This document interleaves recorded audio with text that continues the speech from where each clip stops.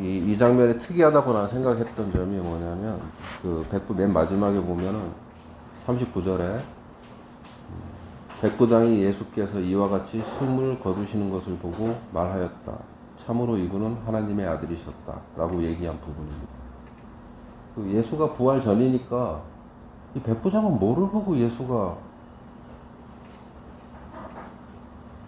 이렇다고 생각을 했을까라는 의문점이 먼저 들더라고요. 왜냐하면 힘없이 그냥 죽어가는 모습이었잖아요. 더군다나 예수께서 마지막으로 하나님 왜 나를 버리십니까? 하고 외치는 것을 같이 봤단 말이죠. 그 사람은. 그 장면을 보고서 그가 이 사람이 진짜 하나님의 아들이다 라고 느꼈다는 것은 참 독특한 발견을 한 사람이라는 생각을 했습니다.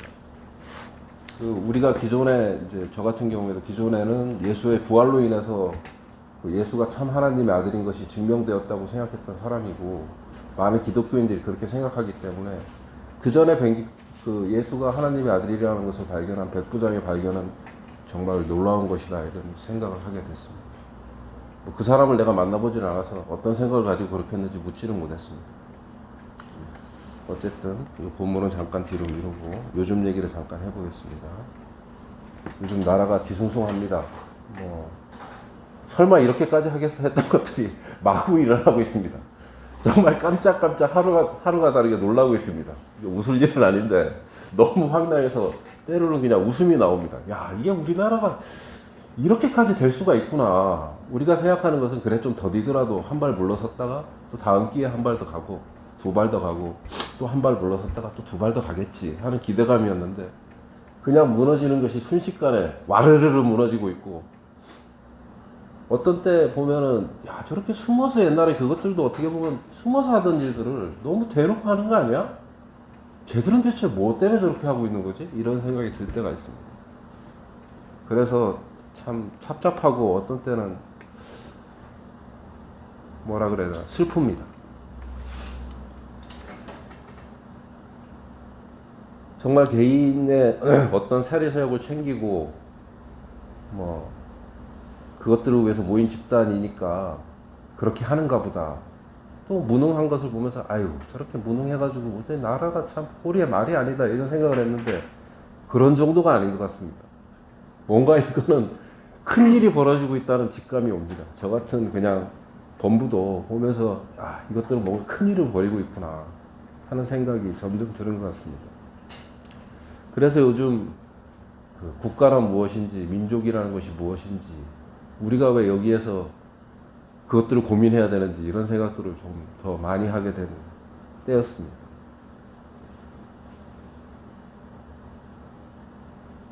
저는 사실 국가라든지 민족이라든지 하는 그런 단어, 그런 것들에 대해서 그렇게 심각하게 생각하지를 않습니다. 지금도 그렇고. 뭐냐면은 국가라는 태생 자체가 그 힘에 의해서 만들어진 어떤 권력의 한 형태이고, 그것들이 권력을 가진 자들이 그것을 유지하기 위해서 나름대로의 이데올로기와 여타의 어떤 종교, 기타 여러 가지를 복합해가지고 그 사회 체제를 운영해 나가는 방법이라고 생각했기 때문입니다. 사실 국가라는 실체는 없습니다. 그 실체라고 하는 것이 그냥 사람들 관념 속에 있는 거죠. 우리 국가는 이만큼이야 라고 누군가가 지정해 놓은 거죠. 그래서 어느 나라든지 영토 분쟁이 있습니다. 어디까지가 우리 국가인지. 우리는 고조선의 후예들이니까 저쪽 만주 벌판까지가 우리 거야 라고 우리 주장을 하죠. 하지만 과연 그것들을 우리가 온전히 다 100% 이어받았다라고 생각할 수 있는가는 또 의문이기도 합니다. 우리의 바람이기도 하죠. 그쪽까지 우리 땅을 넓혀서 옛날에 조상들이 누볐던 만주 벌판과 기타 여러 곳을 우리가 누비면서 강력한 국가가 되기를 원하기도 하죠. 하지만 진짜 국가라는 실체가 그러한가? 우리는 또 이제 단일 민족 국가다 보니까 국가와 민족을 이렇게 혼용해서 사용하기도 하고 같은 개념으로 사용하기도 합니다. 많은 부분에서. 하지만 세계 여러 나라를 보면 다민족 국가도 많고 한 민족이 여러 갈래로 나눠진 하나의 민족을 추구하지만 나라는 국가는 여러 가지로 갈라져 있는 나라들도 많습니다. 지금 현재 상태로 보면 우리나라도 둘로 갈라져 있죠. 또 민족이라는 개념도 그렇습니다. 민족이라는 개념이 우리가 지금 한국어라는 말을 같이 사용하고 있고 같은 문화, 일정 정도의 문화를 공유하고 있어서 그렇지 어떤 혈연적인 의미에서의 민족이란 개념은 사실 맞는가라고 따져보면 그것도 사실 이렇다라고 대답하기 힘듭니다. 뭐, 요 근래 몇 년 전부터 유행하고 있는 게 유행이라고 하긴 그렇고 뭐 몇몇 사람들이 자주 하는 것 중에 혈액형 검사를 해가지고 유전자 검사를 하죠. 그래서 나는 몇 프로 어느 민족에 속하는가를 이렇게 따지는 그런 경우들이 있더라고요. 그거 참 흥미롭게 봤어요. 어떤 몽고에서 우리나라에 유학 온 친구는 그걸 했는데 50%가 한국인으로 나온 거예요. 몽골인이 30%, 뭐 중국인이 10%뭐 이런 식으로 돼 있어요. 유전자 검사를 해보니까. 그는 자기의 족을 진짜 최초로 찾았다. 그래 옆에 있는 사람이 농담으로 할아버지나 그 분이 살아계시면 가서 한번 물어봐라 조용히 뭐 이런 얘기도 하고 하는 걸 우스개로 보기도 했습니다. 사실 우리의 피가 100% 우리 것이다, 우리 민족 고유의 것이다라고 보기에는 우리는 여러 나라들과 많이 섞인 그 예들을 볼 수가 있습니다. 뭐 우리는 기억을 못하지만 삼국시대 때 보면은 뭐 인도나 인도네시아 뭐 기타 이런 데까지도 뻗쳐가지고 그들이 와서 생활하고 그들 왕족이 또 와서 뭐 이곳에서 정착한 얘기들도 많이 있습니다. 그래서 인도네시아인가 어디에서는 그게 나중에 발견돼서 성씨 중에 하나가 그 인도네시아에서 온 왕족이 이제 그 쿠데타에 밀려서 삼국시대일 거예요. 제 기억에 삼국시대 때 왔던 사람이 그 하나의 성씨를 받아서 그 당시에 성씨 같은 굉장히 이제 귀족이 된 거죠.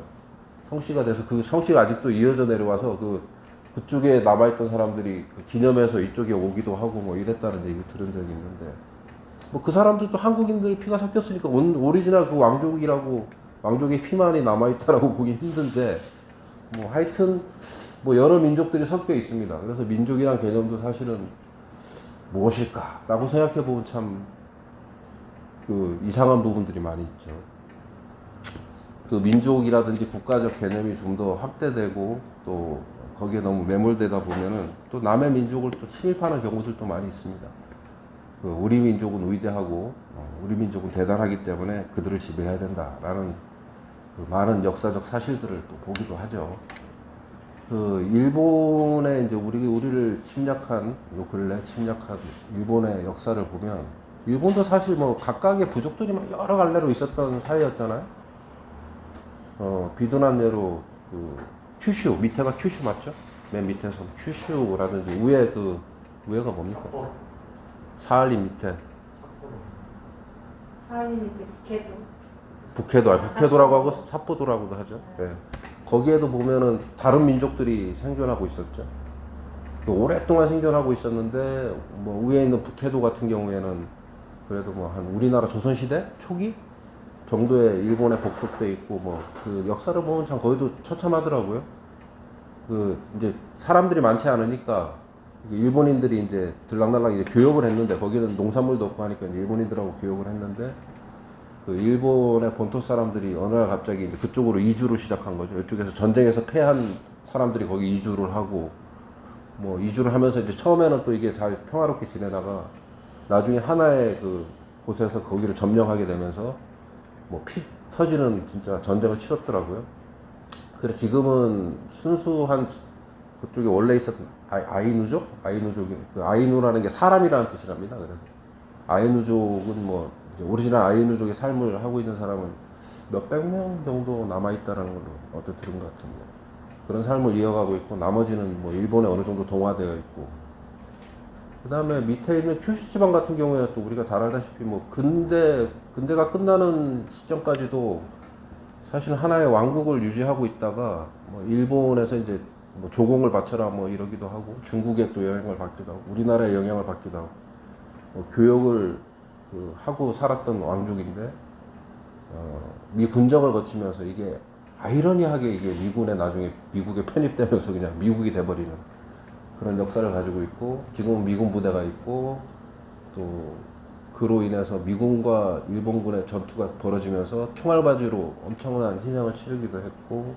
뭐 이런 아픈 역사를 가지고 있는 땅이 거기 존재하고 지금도 일본 본토에서는 북쪽이나 남쪽을 가리켜서 어떤 야만인 취급을 하는 문화가 아직도 있고 비하하기도 하고 뭐 그런다고 합니다. 우리 딸내미가 일본을 가는 바람에 일본을 좀 더 연구하게 됐어요. 그런 걸 보면서 야, 또 그렇게 역사를 흘러가는구나. 그러한 역사를 가지고 있던 일본이 그 조금 더 이제 서양 문물을 빨리 받아들이면서 그런 제국주의 문화를 받아들이면서 우리 한국을 점령하고 아시아를 지배하겠다는 욕심으로 그 전쟁을 일으켰던 것 같습니다. 어찌되었건 이제 민족이라는 것이 무엇인가 뭐 이런 걸 생각하면서 그럼 우리 민족은 뭐 우리 민족, 우리 국가 지금 현재 대한민국이라든지 북한의 이 국가는 어떤 식으로 형성이 되고 그 명칭은 어떤 식으로 만들어졌는가를 또 찾아보게 됐죠. 아시죠? 우리가 왜 한국입니까?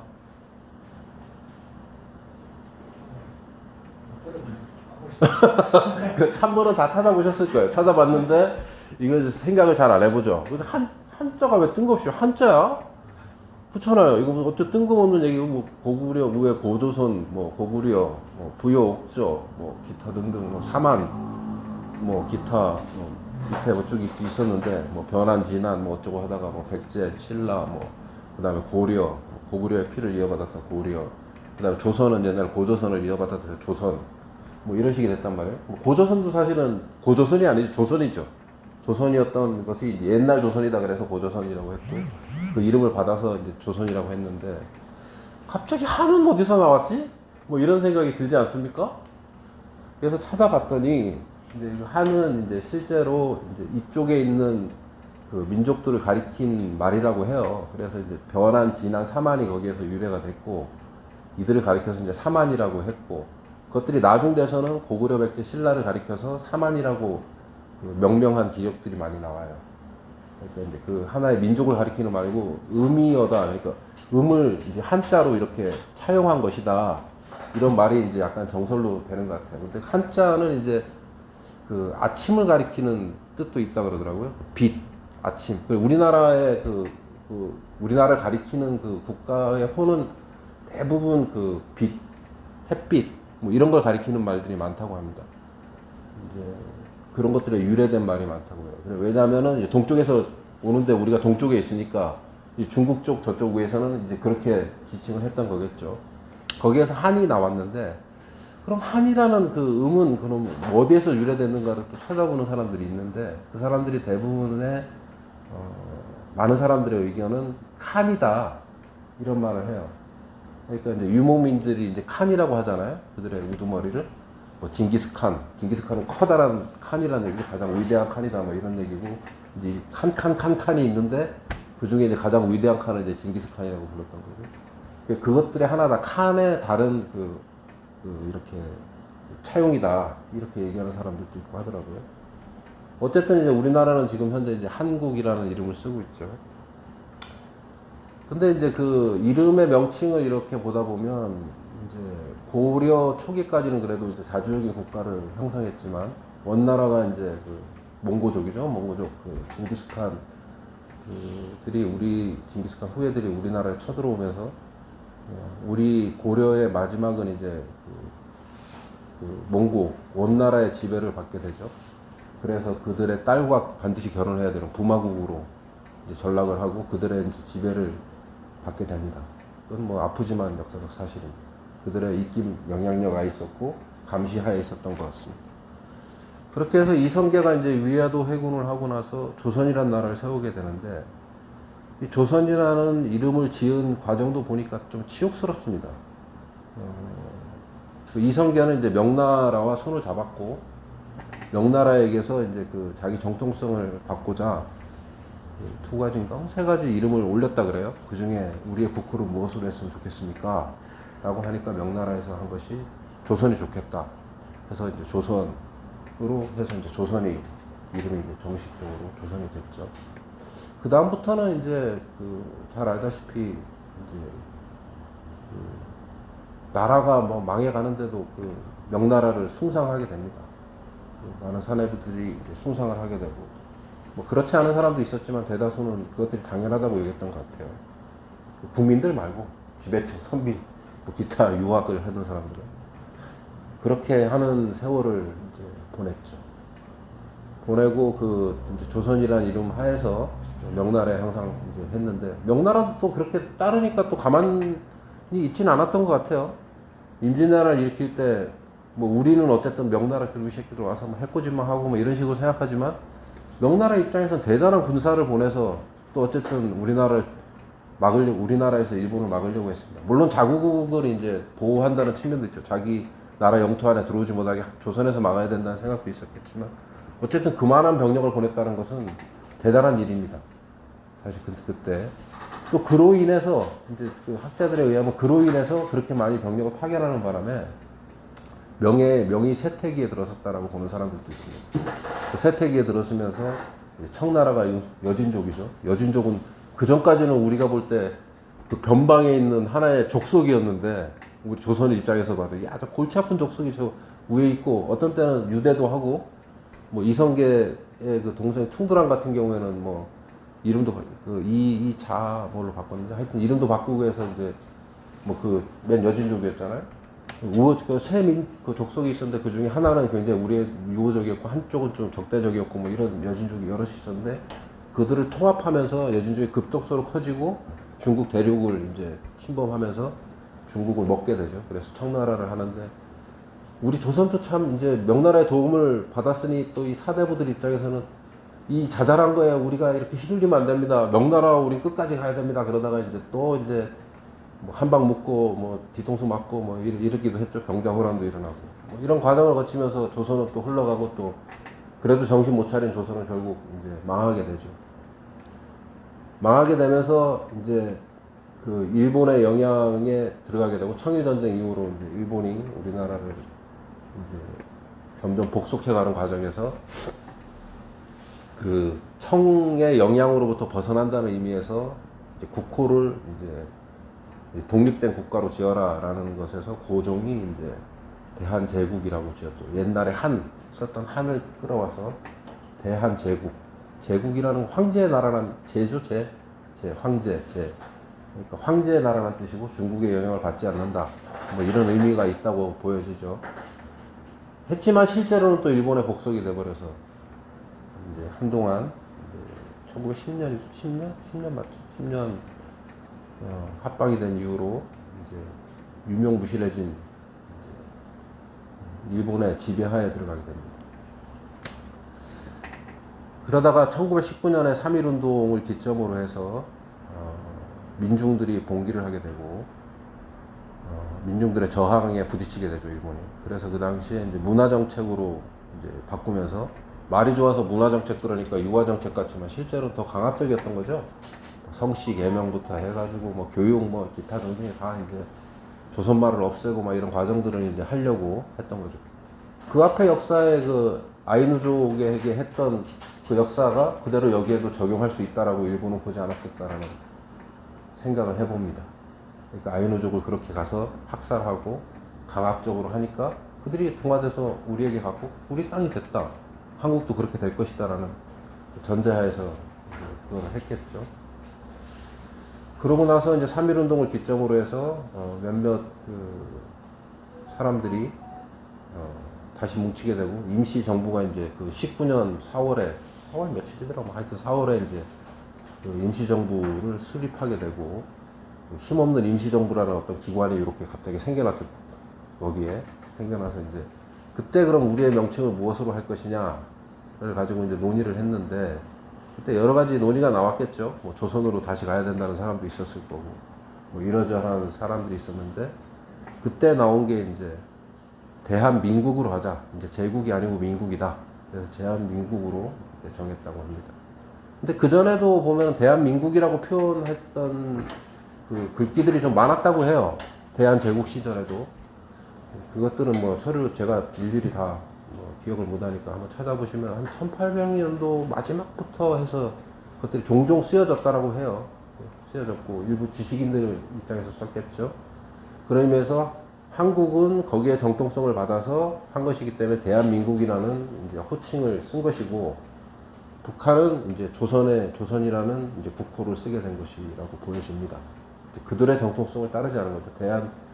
저 임시정부의 정통성에서는 자기들이 이제 그걸 부인하는 거겠죠. 자기들은 다른 정통성을 가지고 있다라고 생각하는 거겠죠. 거기까지 제가 학습하지 못했습니다. 어쨌든 이 구구절절히 이제 뭐 짤막하게 우리나라 민족, 우리나라 국가에 대해서 생각을 했는데,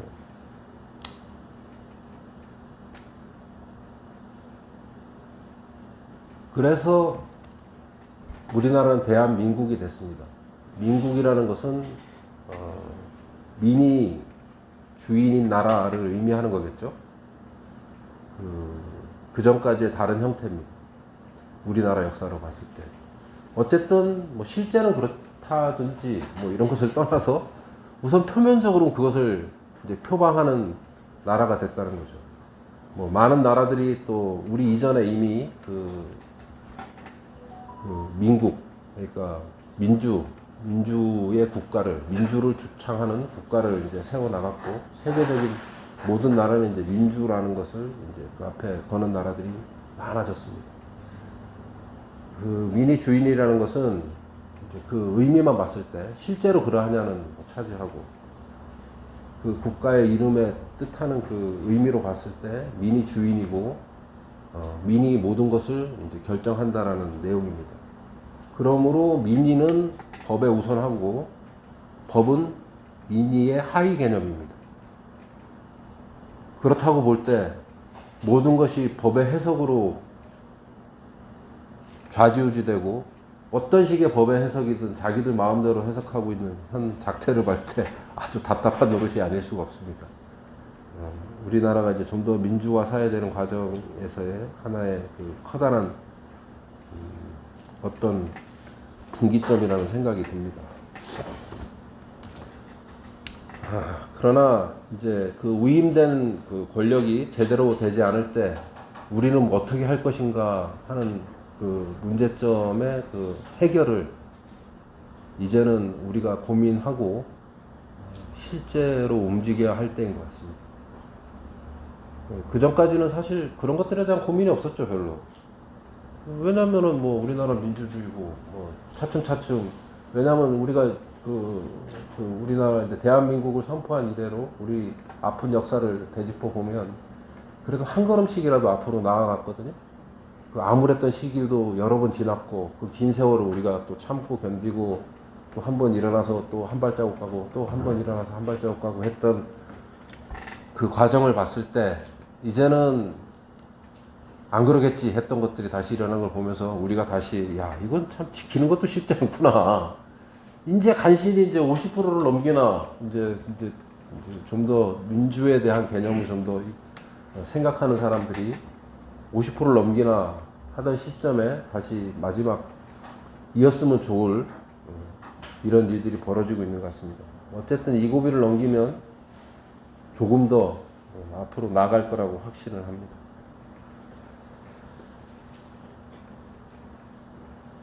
지금의 형태를 보면 그나마 이제 뭐 김어준도 저번에 한번 방송에서 얘기하던데, 김어준이 나보다 나이 어리죠? 많은가? 어릴 것 같죠? 비슷해? 그래요? 그럼 김어준이라 그러면 안 되는데. 낮다고 생각합니다. 네.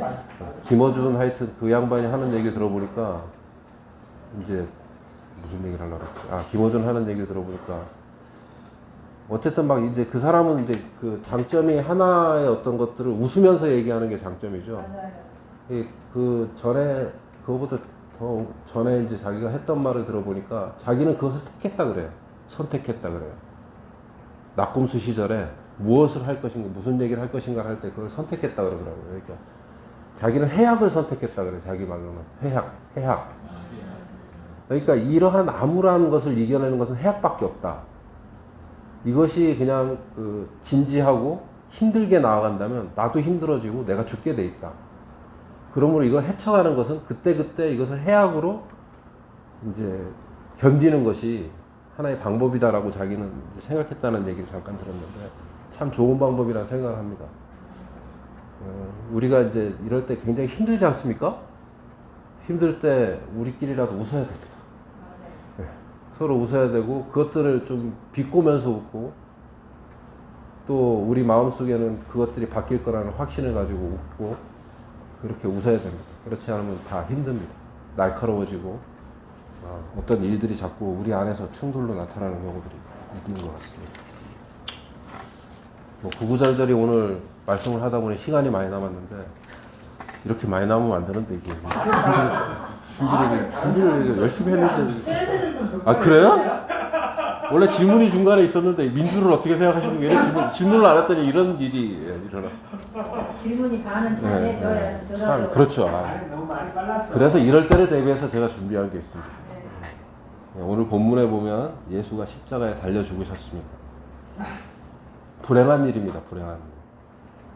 우리가 참 불행하다고 생각하는 일이죠. 근데 그 불행한 이유가 또 다른 곳에 나와 있습니다. 찾아보시죠. 요한복음 11장 45절에서 50절입니다.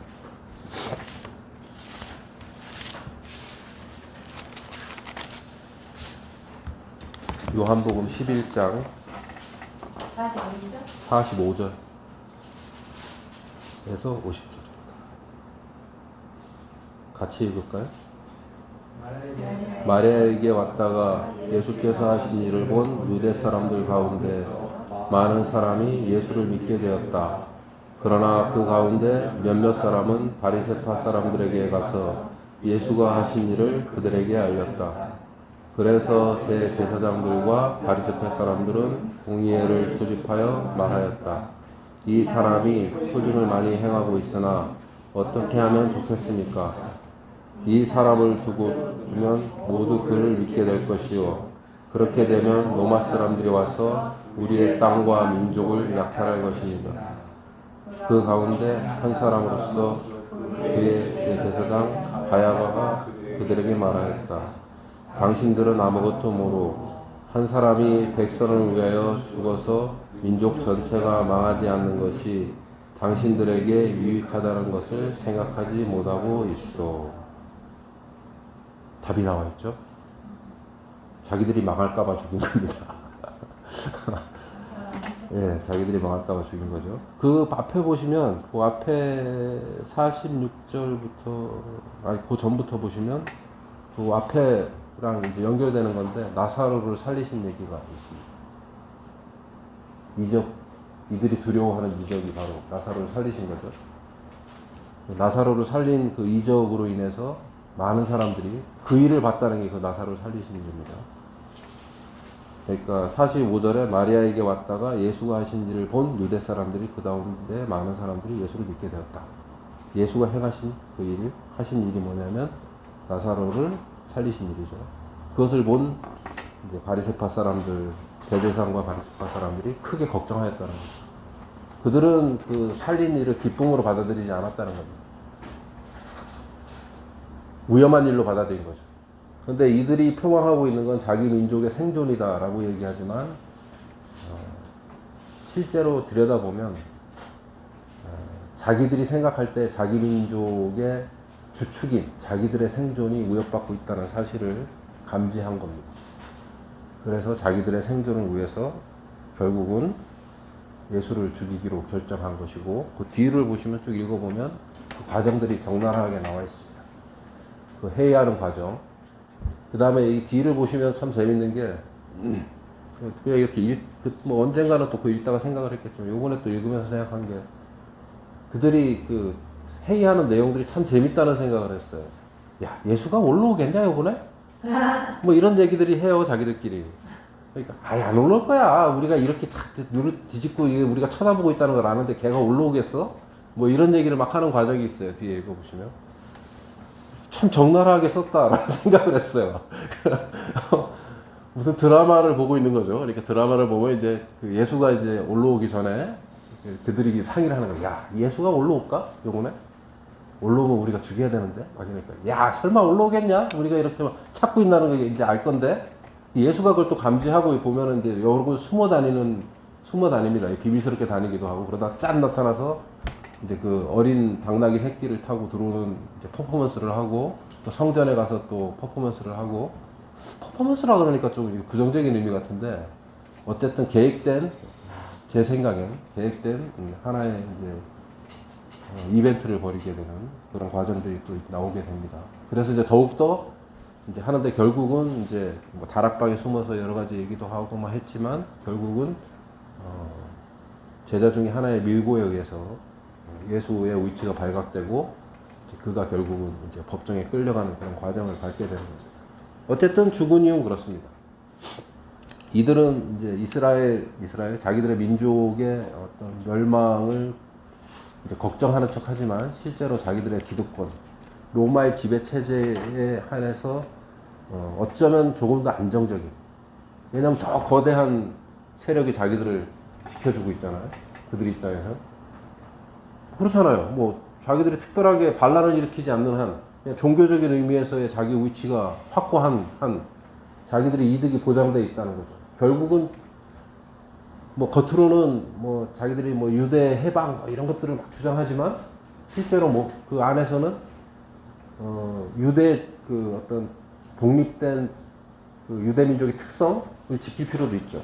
왜냐하면 그것들이 없어지면 자기들이 필요가 없어지니까 그걸 지켜야 되면서 또한 더 큰 세력인 로마에 대해서는 반항하지 않아야만 자기가 그 세가 유지되는 것이니까 이제 그 두 가지를 다 양날의 칼처럼 쥐고 있었던 사람들이라고 보면 됩니다. 자기들의 기득권을 유지하고 또 그 기득권이 존재하는 이유인 유대의 어떤 자주라 그래야 되나? 어쨌든 지배 체제에 대해서의 그 종교적인 그 민족성을 유지하는 것이 자기들의 목표인 거죠. 두 가지를 다 쥐고 있어야만 되는 아이러니한 상황이 된 거죠. 그거는 이제 우리나라 지금 현재 사회에서도 약간 비슷한 의미가 있습니다. 뭐냐면은 우리 한민족성의 어떤 독특성, 독립성을 일반 대중들에게는 피력해서 막 애국심과 그 우리 민족에 대한 어떤 자긍심을 막 불러일으킬 필요가 있죠.